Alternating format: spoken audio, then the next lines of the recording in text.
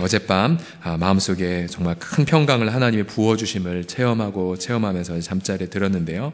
오늘 하루도 여러분의 심령 가득히 주님의 평강이 넘쳐나시기를 예수님의 이름으로 선포합니다. 옆사람 보면서 주님의 평강이 당신과 함께 있습니다. 시작. 주님의 평강이 당신과 함께 있습니다. 아멘. 자, 퀴즈를 하나 더 내겠습니다. 전 성경 인물 가운데에 사윗감 1위가 있다면 누구일까요? 어떻게 하셨어요?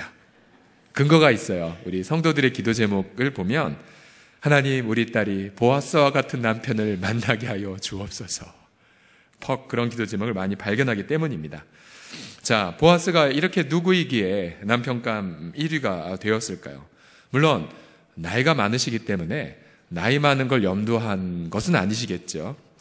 자, 우리가 룻기에 등장한 이 보아스의 모습 때문인데, 이 보아스는 어제가 우리가 보았던 것처럼 구속자의 아름다운 모델이 되었죠. 구속자의 아름다운 모델. 이 기근의 끝자락에 있는 가정을 회복한 가장이기 때문이죠.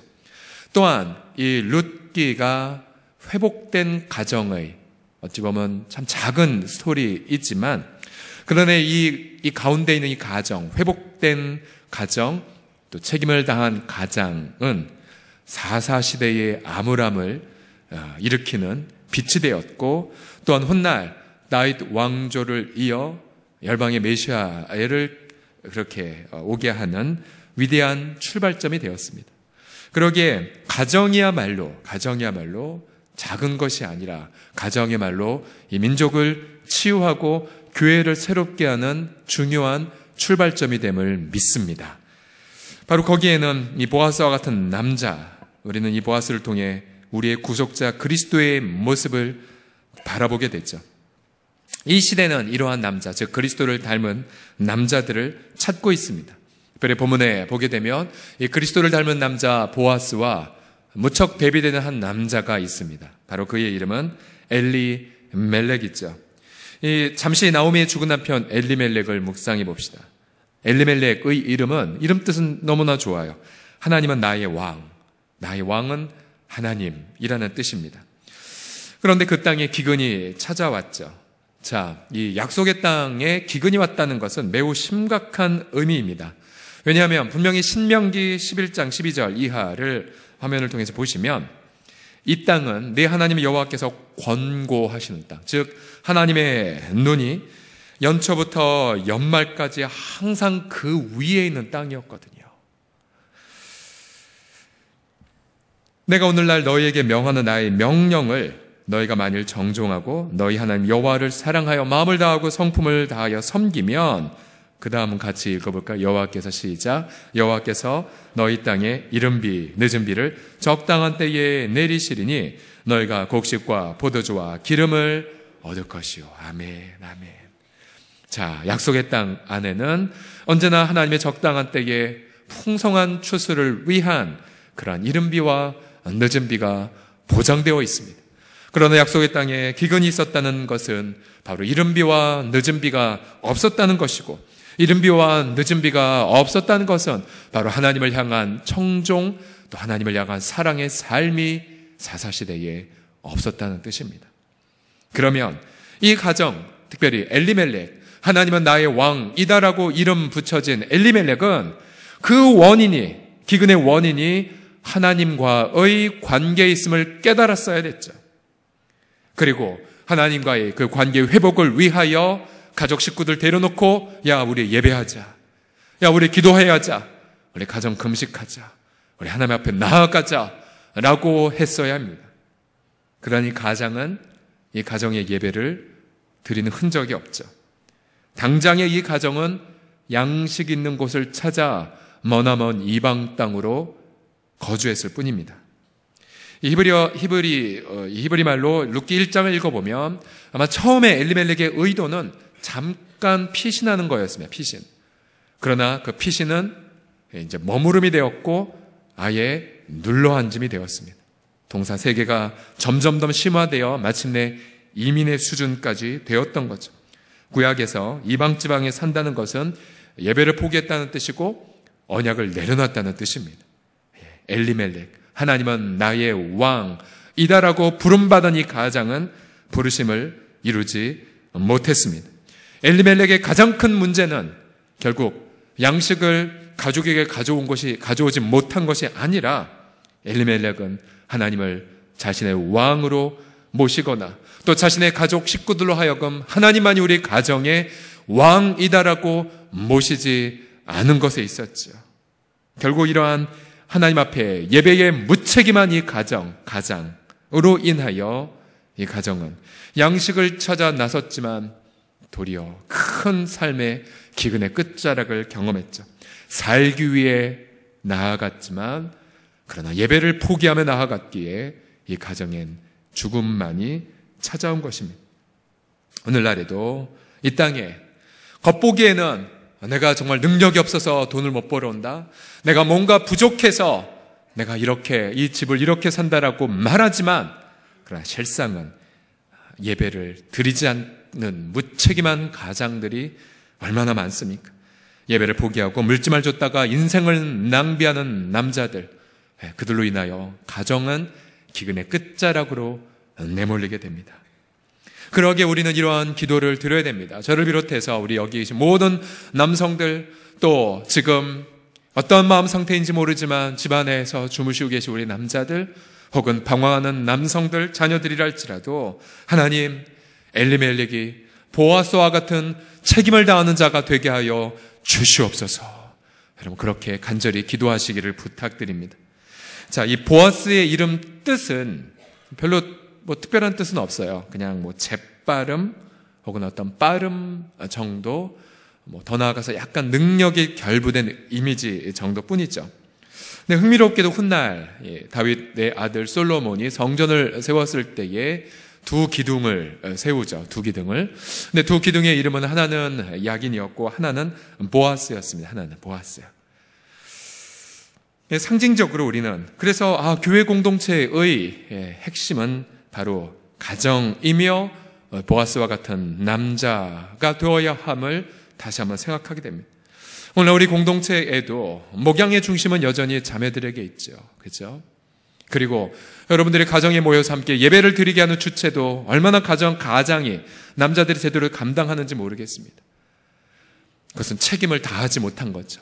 남자들은 바로 예배 인도자로 부름받았기 때문입니다.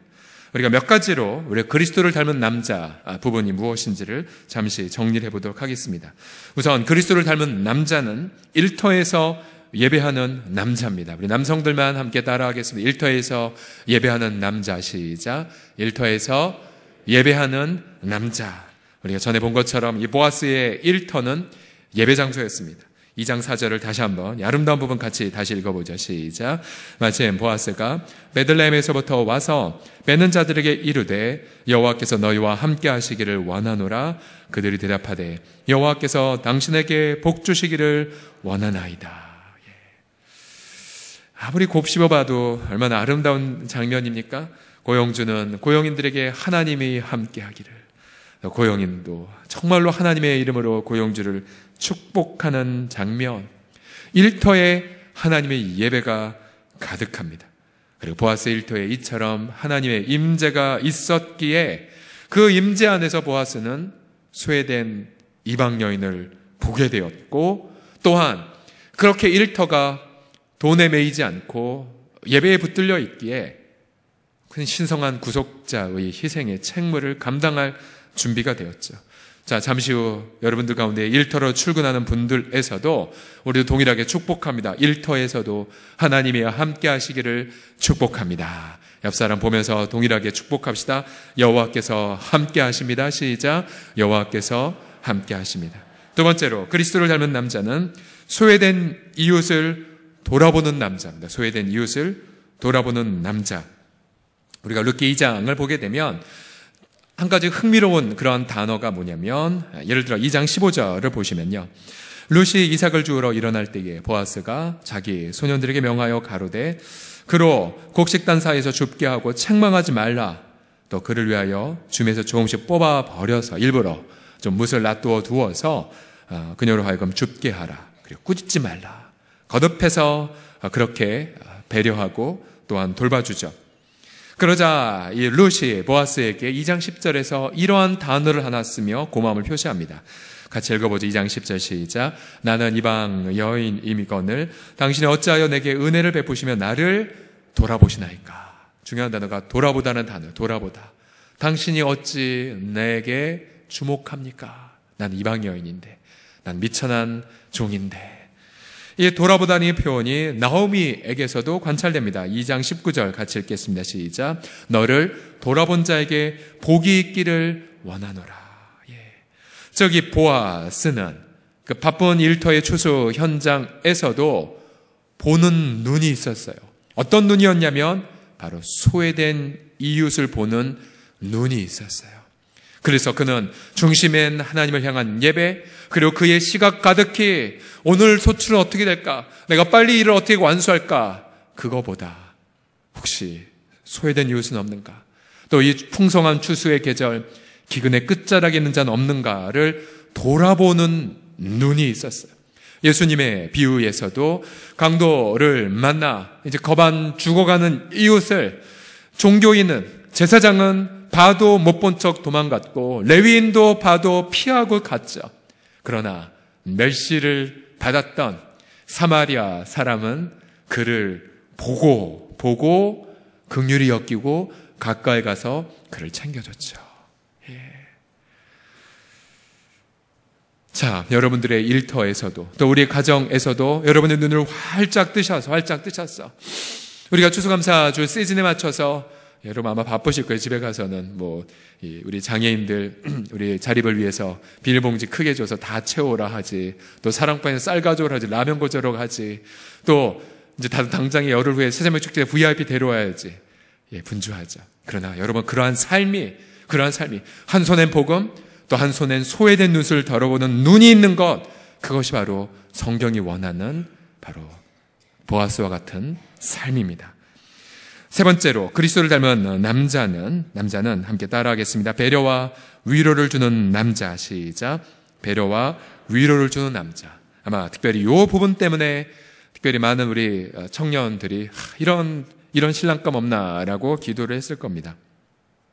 2장 14절을 보시면은 이제 식사 시간이 되었어요. 굳이 룻에게 이런 친절을 베풀 필요도 없었는데 2장 14절을 보시면 같이 읽겠습니다. 시작. 식사할 때에 보아스가 룻에게 이르되 이리로 와서 떡을 먹으며 네 떡 조각을 초에 찍으라. 룻이 곡식 빼는 자 곁에 앉으니 그가 볶은 곡식을 주매 룻이 배불러 먹고 남았더라. 자, 얼마나 섬세한지 보세요. 아마 정말 어색한 듯 다른 일꾼들은 다 밥을 먹는 가운데 이방 여인 아마 이런 고민했겠죠. 집에 가서 밥을 먹어야 되는데 갔다 오기 너무 거리가 멀고. 그러자 친히 보아스가 룻에게 이리로 와서 그녀의 자리를 만들어주죠. 그리고 네 빵을 초에 찍어 먹으라. 그리고 볶은 곡식을 주면서 남을 정도로 배불리 먹게 하죠. 섬세하게 상대편의 입장을 배려하고 있어요. 또한 룻이 한밤중에 시어머니의 그 명령으로 타작만에 들어왔을 때, 그리고 우리 가정을 구속해달라고 요청했을 때 보아스는 내가 그렇게 하겠다고 말하면서 다른 사람의 이목을 생각해 지혜롭게 룻을 보내주되 그저 보내지 않죠. 다시 한번 6번이나 식량을 담아서 너희 시어머니에게 갖다 주라고 그렇게 말합니다. 자, 교회는, 공동체는, 또 가정은, 특별히 남성들은 이러한 배려와 위로가 가득해야 됩니다. 지극히 작은 자 하나에게 섬세하게 배려를 하는 곳이 되어야죠. 특별히 주차장에서, 또 저 식당에서, 또 예배당에 좌석을 앉을 때에, 특별히 우리 공동체 가운데 지극히 작은 자에 해당이 될 수 있는 우리 아름 공동체 우리 지체들, 몸이 불편한 지체들, 또 정신지체를 앓는 우리 지체들, 또 그들을 섬기는 우리 아름 공동체 섬김이들. 분명히 주님은 의인 하나에게 냉수 한 그릇 대접한 것도 결단코 그 상을 잃지 않는다고 말씀하셨는데, 만약 나 바쁘다고, 나 뭔가 모임해야 된다고, 나 뭔가 결정해야 된다고 그렇게 그들을 배려하지 않는다면 우리는 그리스도를 닮은 자가 아닙니다. 늘 여러분 그들을 격려해 주시고 섬겨주십시오. 특별히 우리가 교회 안에 연수가 많을수록 또 직분이 있을수록 무엇인가 우리가 목이 굳어지고 또한 정말로 작은 자에게 배려하지 않는다면 우리 주차장에 보면 다 그런 보고가 올라오거든요. 무례한 자, 말 듣지 않은 자, 상처 입히는 자 다 보고도 올라옵니다. 그건 우리가 그리스도를 닮은 모습이 절대 아닙니다. 보아스처럼 겸손하고 섬기는 그런 특별히 남자들, 우리 모든 식구들이 다 되시기를 예수님의 이름으로 간곡하게 부탁합니다. 자, 더 두 가지를 더 보면요. 그리스도를 닮은 남성은 책임을 즉시 시행하는 남자입니다. 책임을 즉시 시행하는 남자. 그래서 보아스의 이름 뜻에 재빠름이라는 뜻이 있는 것이 이 부분에 아주 어울리죠. 보아스는 우리 3장 18절을 보시게 되면 룻에게 여호와 이름으로 맹세하고 나서 반드시 기업 물은 자의 책임을 감당하겠다고 약속합니다. 그러자 그 말을 들은 나오미는 이렇게 말합니다. 3장 18절입니다. 시작. 그 사람이 오늘날 이 일을 성취하기 전에는 쉬지 아니하리라. 자, 보아스는 이처럼 자신이 맡은 그 기업 물은 자의 책무를 이루는 것을 미루지 않았습니다. 나오미의 말대로 바로 그 당일날 잠도 별로 못 잤을 텐데 바로 성문으로 나아갑니다. 그러니까 요즘 성문은 지금으로 말하면 부동산에 해당이 되죠. 각종 거래가 성사되는 그런 장소. 그러면서 보아스는 이 나오미에게 첫 번째 책무를 감당할 가장 가까운 친척을 또 마침 만납니다. 당신 이러한 기근의 끝자락에 있는 가정이 있으니 당신 책무를 다하시오. 해서 이 가정을 구속하십시오 라고 말합니다. 처음엔 이 사람은 내가 그렇게 하겠다라고 말합니다. 그러자 이어서 보아스가 책무를 구체적으로 말합니다. 당신이 이 가정을 책임진다면 우선 저 이방 여인, 모압 여인 룻을 당신이 책임져야 하고, 그 다음 그 둘 사이에 자녀가 태어나면 그 자녀는 당신 것이 아니라 죽은 엘리멜렉과 말론의 그 기업을 책임질 자녀로 보내야 된다라고 말합니다. 그 순간 이 가장 가까운 친족은 자신에게 손해가 있을 것이라고, 자신의 어떤 인생, 자신의 어떤 명예 혹은 자신의 재산에 손해가 될까봐 이렇게 말합니다. 4장 6절에 보시게 되면, 자, 그 기업 물을 자가 가로되 나는 내 기업에 손해가 있을까 하여 나를 위하여 물으지 못하노니 나의 물을 권리를 네가 취하라. 나는 물으지 못하겠노라. 포기해버립니다. 보아스는 지체하지 않고 자신의 그런 책무를 즉시 사람들 앞에서 이루게 되죠. 4장 9절을 보시게 되면 보아스가 장로들과 모든 백성에게 이르되 내가 엘리멜렉과 기리온과 말론에게 했던 모든 것을 나오미의 손에서 산 이래 너희가 오늘날 증인이 되었노라. 보아스는 책무를 즉시 재빠르게 시행합니다. 그리고 그는 그 책무를 다 이루기까지 쉬지 않습니다. 고통하는 이웃을 향한 책무를 미루지 않았죠. 가난한 이들을 향한 의무를 저버리지 않았습니다.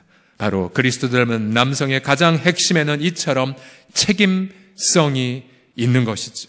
그래서 오늘 하루도 혹은 이번 한 주간에도 올해 한 해가 다 가기 전 내가 정말로 하나님 앞에 다 감당해야 될 책임과 의무가 계속 양심을 일깨운다면 올해가 가기 전 그 책무를 재빠르게 시행하고 시행하기까지 쉬지 아니하시는 우리 모든 남성들과 여러분이 되시기를 예수님의 이름으로 부탁드립니다. 마지막입니다. 5번째, 그리스도를 닮은 남자. 바로 희생을 마다하지 않는 남자입니다. 함께 크게 따라 하시겠습니다. 희생을 마다하지 않는 남자. 시작.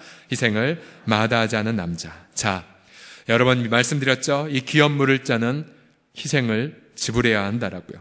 4장 10절을 보십시오. 보아스는 자신이 어떤 대가를 지불할지 분명히 알고 있었습니다.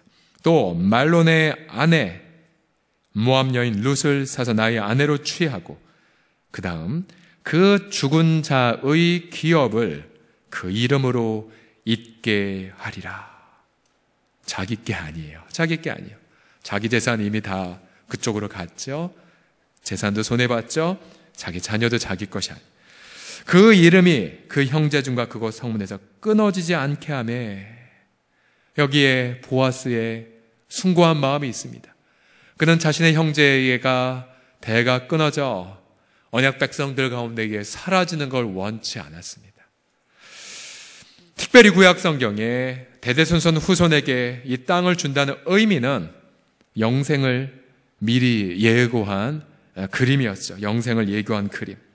보아스는 자신의 형제들에게 영생을 주기 위하여 자신을 희생합니다.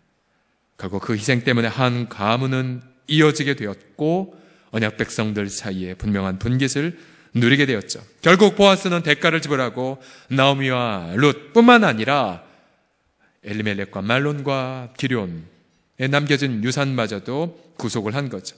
결국 그러면서 보아스는 그리스도의 아주 아름다운 모델이 됩니다. 자, 저는 보아스를 묵상하면서 한 남자가 떠올랐습니다. 그리스도를 닮은 남자. 지금은 천국에 계신데 바로 고 황금천 목사님이십니다.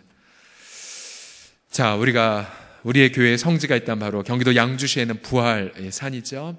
갈 때마다 우리는 우리의 사랑하는 지체들, 우리의 사랑하는 가족이 부활의 날을 기다리며 안식하는 것을 정말 숭고하게 바라봅니다. 부활산이 그런데 어떻게 해서 우리 교회 묘지가 됐는지 아는 분은 많지 않습니다.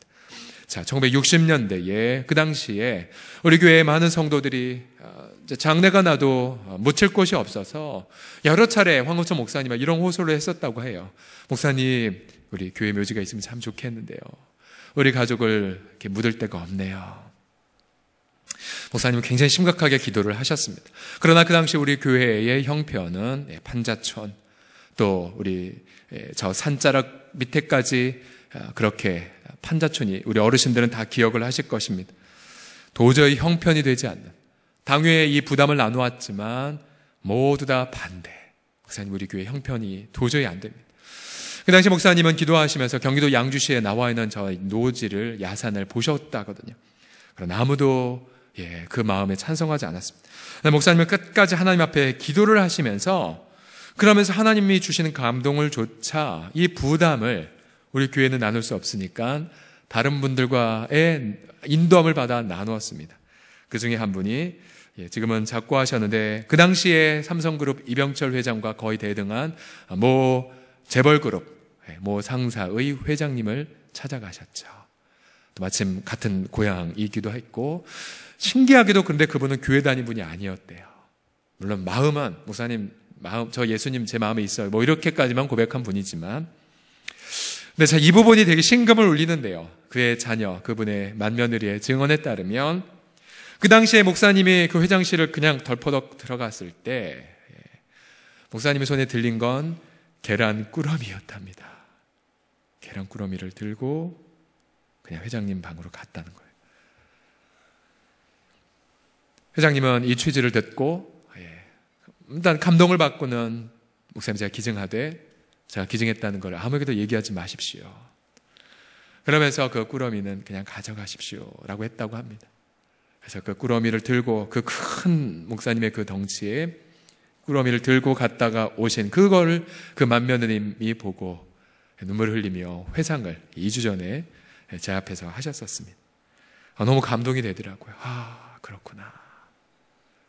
계란 꾸러미 들고 가셨던, 책무를 다했던 정말 그리스도를 닮은 남자. 또 여러분 아시지요? 우리 부활산에 기증했던 분의 또 다른 분은 그 당시에 차지철 경호실장의 어머님이 아주 신실한 권사님이셨는데, 역시 그분도 아무에게도 기증 사실을 얘기하지 말아달라고 하면서 부활산을 위해 헌신을 하셨고요.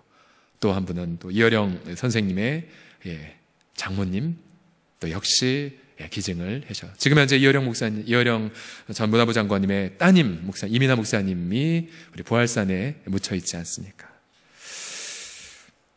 결국은 우리의 인생도 이 시대에 은혜를 누린 그 배후에는 이처럼 책임을 다한 희생, 본인은 수치를 마다하지 않는 희생으로 인하여 우리는 지금 부요함을 누리고 있습니다. 그리스도를 닮은 남성은 희생과 책임을 기쁨으로 이루어가죠. 그리스도를 닮은 남성은 따스한 배려와 소외된 이웃을 향한 돌봄의 눈이 가득합니다. 우리 한국교회가 이러한 남성들이 많이 배출된다면 그 남자들로 인하여 일터는 예배처소가 될 것이고, 사회는 소외된 이웃이 희망을 갖는 곳이 될 것이고, 가정 안에는 회복의 기쁨이 넘쳐나게 될 것입니다. 우리 서울홍성교회가 그러한 그리스도를 닮은 남성들을 세워가는 아름다운 회복의 요람이 되기를 예수님의 이름으로 간절히 축복합니다. 우리 기도하겠습니다. 아버지 하나님, 우리가 이처럼 아름다운 예배당, 또 정말 저 보활산과 같은 숭고한 곳을 유산으로 누리는 이유는 우리 앞선 선배들의 아름다운 책임과 희생 때문임을 다시 한번 되새기나이다. 그 책임과 희생되게 만드셨던 우리의 영원하신 구속자 예수 그리스도요, 당신의 수치와 당신의 희생으로, 그리고 당신의 우리를 책임지심을 통하여 우리가 영원한 영생을 기업으로 받아 이 시간 주 앞에 있사오니, 이 시간 우리 모든 사랑하는 지체들이 정말 우리 영원한 남성의 모델 되신 그리스도 안에서 온전한 회복을 누려 이 땅에 또 다른 작은 예수로 가정과 일터를 책임지는 아버지 귀한 남자들, 그런 귀한 남성들을 세워가는 우리 자매들이 되게 하여 주시옵소서. 예수님의 이름으로 기도드립니다.